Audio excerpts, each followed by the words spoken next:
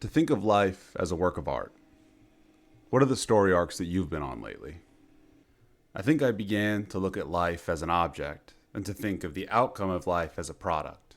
I think of the most heart-wrenching, gut-punching miseries I've ever had the displeasure of experiencing, and I can't help but be paralyzed in wonder of their beauty.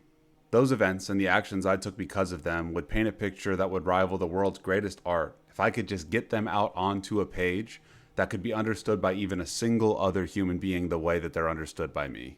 Now, this isn't a case of me being special. I think this is true for every individual human being on Earth.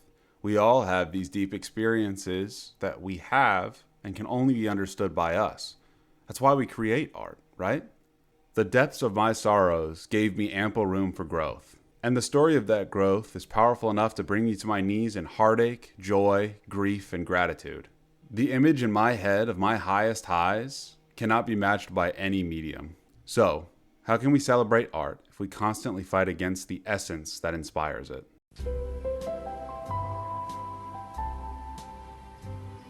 The experiences of our lives are this beautiful phenomenon that only we get to experience. Sometimes it's a horrifying tragedy, and sometimes it's an invigorating joy, but either way, it's something that only we have.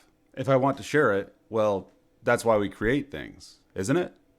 We make things. It's a language, and possibly the earliest one we ever had. So why do I feel like that language is dying? I don't want to read your poetry so that I can enjoy and be awe-inspired. I want to read your poetry because I want to understand you. And I want to write poetry so that I can be understood. I've gotten it so backwards. Art is not a product. It's a process. We are always in the process of painting the artwork that is our life.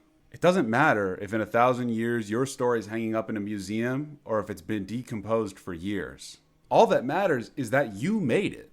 Across infinity, all time spans shorten to zero. So why worry about the outcome?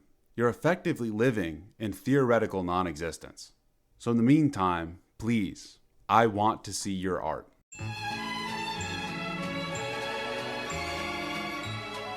I get caught in the trap of trying to find the perfect concept before my pen ever even hits the page. I'll look it up to see if it's ever been done before, and if it has, I'll just drop it and push the whole project away. I wish I hadn't.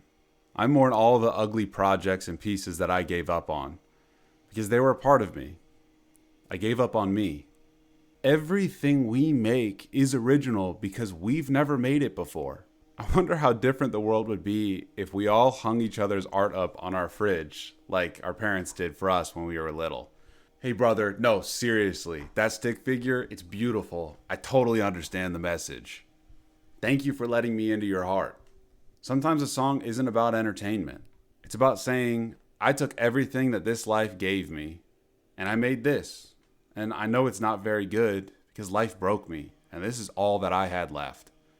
And in that context, it's the most beautiful song I've ever heard. I don't know about you, but I'm going to be the change that I want to see. I'm not going to let life get me down forever. I'm going to keep creating, and I'm going to keep making no matter how bad it is. Whether it's this medium or it's something else, I'm just going to keep doing. I hope you guys join me.